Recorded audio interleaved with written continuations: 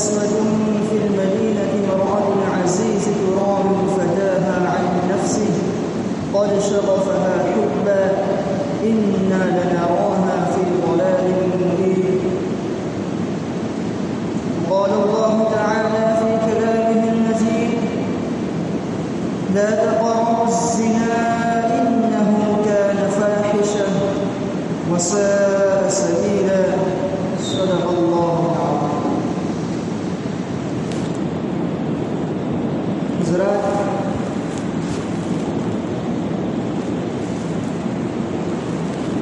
قصہ یوسف چل رہا تھا.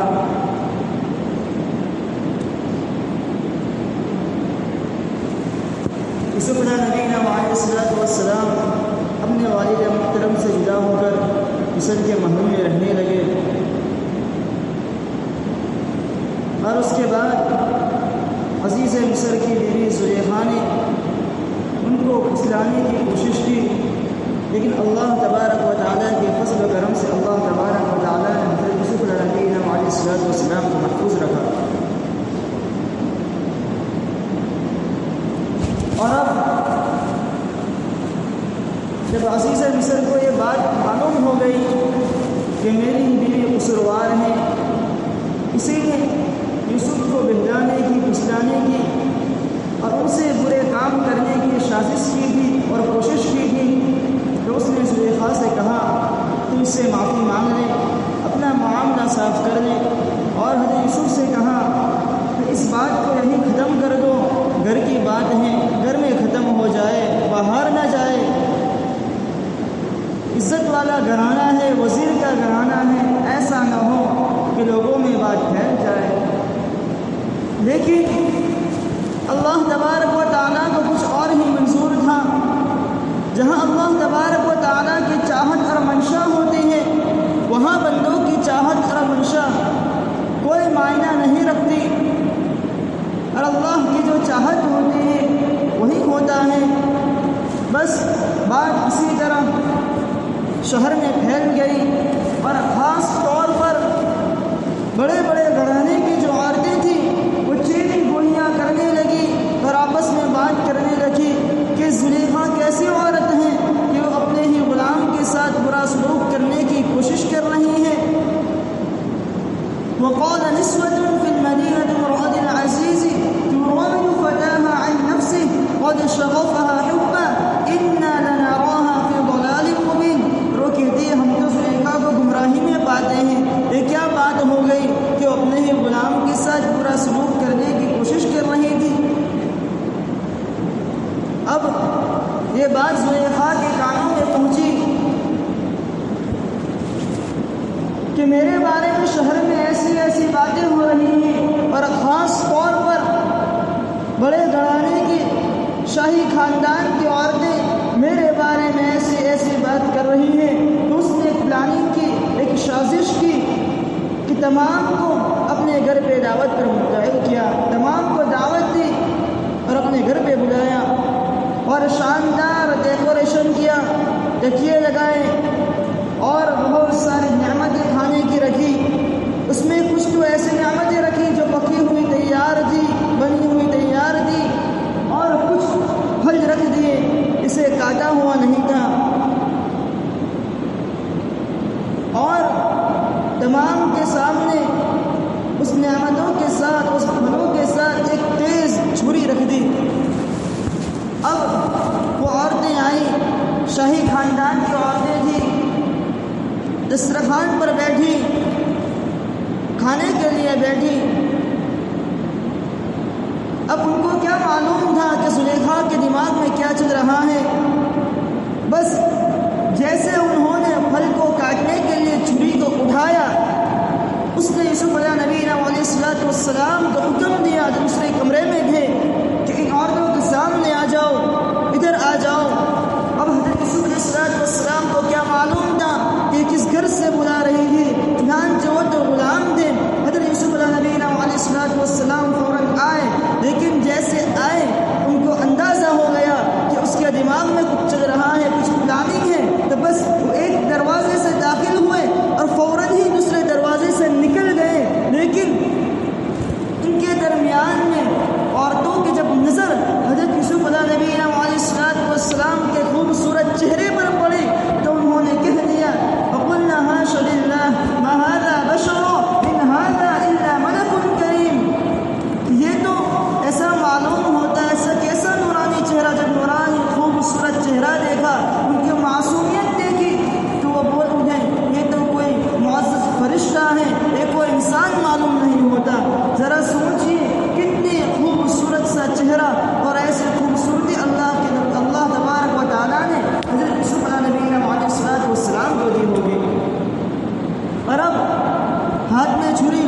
کاٹنے کی تیاری تھی۔ اب ان کی پوری توجہ حضرت یوسف علیہ السلام کی طرف چلی گئی، اور ہاتھ میں پھل ہے، ایک ہاتھ میں چھری ہے، اس پھل کے کاٹنے کے بجائے اپنی انگلیوں کو کاٹ دیا۔ اب انگلیوں کو کاٹ دینے کا مطلب یہ نہیں کہ پوری انگلی ہاتھ سے علیحدہ ہو گئی، بس چھری کو انگلی پر چلا دیا، وہ حواس باختہ ہو گئی کہ کیسا خوبصورت، کہ اتنا خوبصورت انسان بھی کوئی ہو سکتا ہے۔ لیکن حدیث میں آتا ہے، حضرت عائشہ صدیقہ رضی اللہ عنہا فرماتی ہے کہ ان مصر کی عورتوں نے یوسف علیہ نبی کے علیہ السلام کو دیکھا تو اپنی انگلیاں کاٹ دی تھی۔ کاش، ارے کاش میرے حبیب کو دیکھتے، میرے حبیب کو دیکھتے تو اپنے دل کے ٹکڑے کر دیتے، وہ اپنے دل کے ٹکڑے کر دیتی۔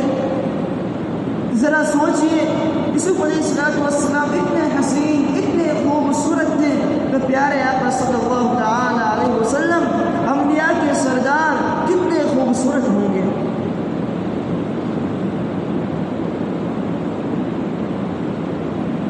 ایک طرف حسن یوسف ہے، ایک طرف حسن محمد ہے۔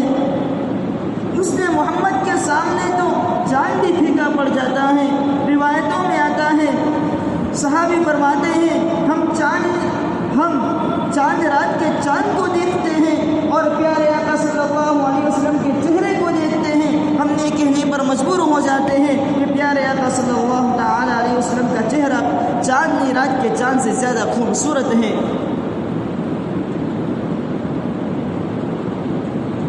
حسن یوسف دم عیسیٰ ید بیضا داری، آج خوبا ہما دارن کو تنہا داری۔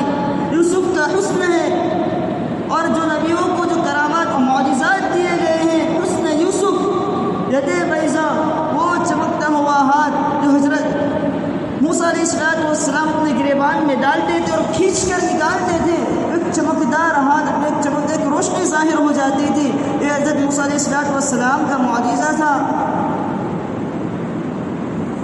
تمام خوبیوں کو، تمام معجزات کو سمجھو کہ تمام نبیوں کے معجزات کو اللہ تبارک و تعالیٰ نے ایک مجسمہ میں پرو کر محمد عربی صلی اللہ تعالی علیہ وسلم کو دے دیا۔ ہر نبی ایک پھول ہے، کہ محمد عربی صلی اللہ تعالی علیہ وسلم ایک گلدستہ ہے۔ خیر، جب دیکھا زلیخا نے کہ انگلیاں کٹ چکی ہیں، اس کی جو پلاننگ تھی وہ اس میں کامیاب ہو گئی، اب اس کو بولنے کا موقع مل گیا۔ وہ کہنے لگی، تم تو کہہ رہی تھی کہ زلیخا غلام پر فریفتہ ہو گئی، فدا ہو گئی، اب تمہارا حال بھی تو ذرا دیکھو، تم نے بھی اپنی انگلیاں کاٹ دی، حالانکہ تم نے تو اسے ابھی دیکھا، ایک نظر دیکھا کہ تم نے حواس باختہ ہو گئی، اپنی انگلیاں کاٹ دی۔ میں تو اسے بچپن سے اس کی بچپن سے دیکھ رہی ہوں، وہ سالوں سے میرے گھر میں رہ رہے ہیں، میں کیسے برداشت کر سکتی ہوں؟ اور اب اس نے کھلم کھلا کہا، عورتوں کی مکاری ذرا دیکھیے، اور یہ کہنے لگی، جس چیز کا میں اسے حکم دے رہی ہوں، ابھی بھی اس کے اوپر جو شیطان سوار تھا ابھی بھی سوار ہیں، ابھی وہ اپنے کام سے باز نہیں آئی۔ اور وہ کہنے لگی، جس کام کا میں یوسف کو حکم دے رہی ہوں، جس برے کام کے لیے بلا رہی ہوں، اگر اس نے وہ برا کام، وہ زنا کا کام میرے ساتھ نہ کیا تو یقیناً میں اس کو زندان میں ڈال دوں گی، میں اس کو قید خانے میں ڈال دوں گی۔ اب یوسف علیہ نبی علیہ السلام نبی ہیں، اور ہر نبی گناہ سے معصوم ہوتا ہے، چھوٹے گناہ ہو یا بڑے گناہ ہو، تمام انبیاء علیہ السلام گناہ سے معصوم ہوتے ہیں۔ اب دیکھا کہ تو تیر کمان سے نکل چکا ہے، زلیخا نے جب عہد کر لیا ہے تو فوراً بارگاہ الہی میں ہاتھوں کو بلند کیا اور دعا کی، اے میرے اللہ، میں قید خانے کو زیادہ پسند کرتا ہوں اس سے کہ میں گناہ کا کام کر لوں۔ قید خانے میں بظاہر دنیا کے نقصانات نظر آتے ہیں، لیکن زنا کے کام میں جو میری آخرت کے نقصانات ہیں، میری آخرت تباہ ہو جائے گی، میری آخرت برباد ہو جائے گی۔ نیک لوگوں کی ہمیشہ نظر آخرت ہی کے اوپر ہوتی ہے۔ دنیا کا خسارہ ہو تو ہو، دنیا ہاتھ سے جائے تو جائے، دنیا کے اندر قید خانے میں رہنا پڑے، دنیا کے اندر تنگ دستے میں رہنا پڑے، چاہے دنیا کی مالا دولت سے ہاتھ دھونا پڑے، لیکن نیک لوگوں کی یہی چاہت ہوتی ہے۔ نیک لوگوں کی نظر، اللہ والے کی نظر ہمیشہ آخرت کی طرف ہوتی ہے۔ ہماری دنیا چاہے بگڑ جائے، ہماری آخرت نہیں بگڑنی چاہیے۔ چاہے ہمیں دنیا میں ناز و نعمت نہ ملے، ہمیں دنیا کے اندر زمین و جائیداد نہ ملے، ہمیں دنیا کے اندر بڑے بڑے کوٹھی اور بنگلے نہ ملے، دیکھا جائے تو یوسف علیہ نبی علیہ السلام نہل میں پرورش پا رہے تھے۔ ایک طرف تو بھائیوں سے جدا کیا، وہ الگ گم، بھائیوں نے والد محترم سے جدا کیا، وہ الگ گم، کنویں میں ڈالا گیا، وہ قافلے والے نے نکالا تھا، چند درہم نے پھر وہی بھائیوں نے اپنا بگوڑا غلام بتا کے اسی قافلے والوں کو فروخت کیا تھا۔ وہ چھوٹا سا یوسف قافلے والوں کے ساتھ چل کر مصر میں آتا ہے، مصر میں اس کی بولی لگتی ہے اور عزیز مصر اس کو خرید کر لے جاتا ہے، محل میں رکھتا ہے، محل میں ناز و نعمت میں پرورش پاتے ہیں۔ کسے معلوم تھا اتنی ساری آزمائشوں کے بعد آنے والا یہ بچہ ابھی آزمائش کے دلدل سے نکلا نہیں ہے، ابھی جوانی بچپنے بھی اس کی آزمائش میں ہے، جوانی بھی اس کی آزمائش میں ہے۔ کیوں آزمائش نہیں ہوگی؟ یہ بھی تو حضرت ابراہیم علیہ نبی علیہ السلام ہی کے تو پرپوتے تھے۔ حضرت ابراہیم علیہ السلام کے بیٹے حضرت یوسف، حضرت اسحاق، ان کے صاحبزادے حضرت یعقوب، ان کے صاحبزادے حضرت یوسف علیہ نبی علیہ السلام ہیں۔ وہ تو خاندانی نبیوں کا سلسلہ چلا آ رہا ہے۔ جس طرح ان کے دادا نے جد امجد نے قربانیاں دی تھی، پوری زندگی ان کی قربانیوں میں نکل گئی تھی، ان کے خاندان کے نبیوں کا بھی یہی حال ہے۔ ہر نبی آزمائش میں مبتلا ہوتا ہے، لیکن اللہ تبارک و تعالیٰ کے فضل و کرم سے اس آزمائش سے نکل بھی جاتا ہے اور اس میں کامیاب ہو جاتا ہے۔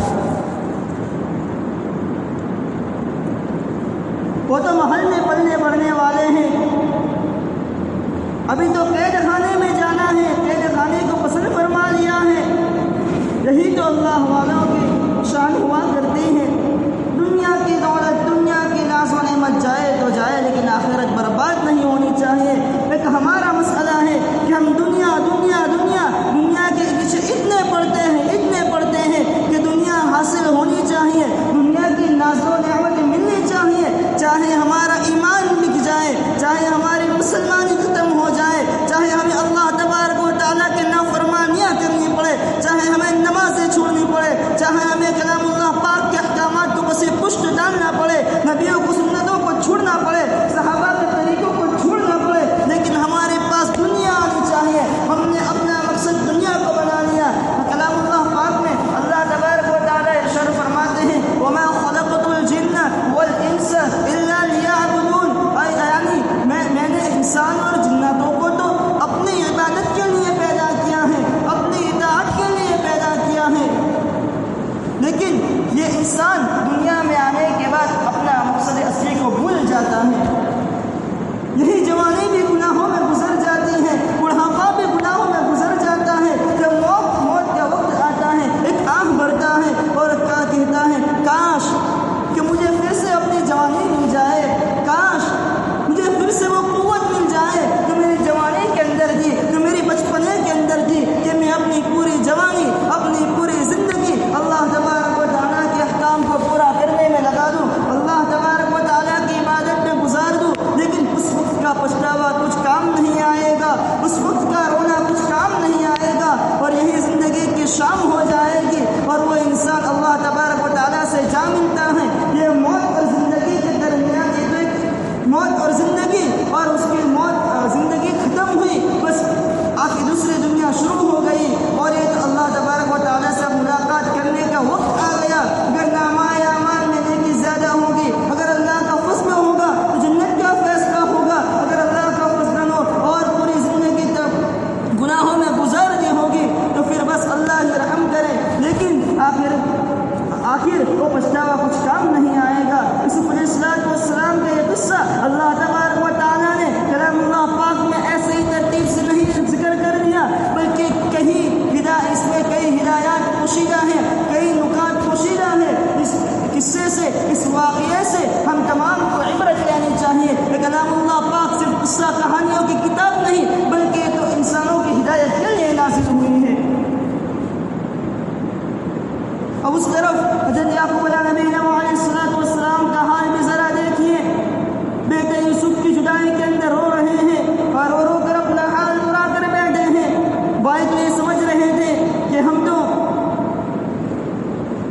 بھائی کو، اپنے سوٹیلے بھائی یوسف کو بابا محترم سے جدا کر کے ہم بابا کے سامنے آنکھوں کا نور بن جائیں گے، لیکن انہیں کیا معلوم تھا جو خواب دیکھا ہے اس خواب کی تعبیر یہی ہے کہ وہ بادشاہ بننے والے ہیں۔ انہیں کیا معلوم تھا جس یوسف کو کنویں میں ڈالا گیا، جس یوسف کو ہم نے کنویں میں ڈالا، ابھی وہ مصر کے محل میں ہے، پھر قید خانے میں جائے گا، پھر قید خانے سے اللہ تبارک و تعالیٰ اٹھا کر اس یوسف کو مصر کا بادشاہ بنا دے گا۔ کسی شاعر نے کیا خوب کہا ہے، کبھی کنواں کبھی منڈی کبھی پھر قید میں یوسف، کبھی کنواں کبھی منڈی کبھی پھر قید میں یوسف۔